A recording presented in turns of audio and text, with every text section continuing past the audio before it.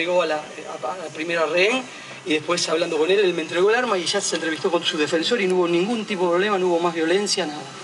¿Lo golpeó algo? No, a ninguno. No, bueno, nada más un forcejeo. Gracias. La palabra entonces de uno de los rehenes, Rafael Leal, el secretario del juzgado, lógicamente... Con una actitud heroica que hay que destacar, Diana, realmente es lo...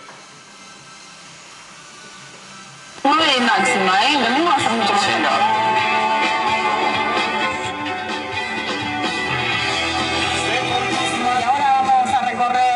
La República Argentina, así que subite y vamos volando.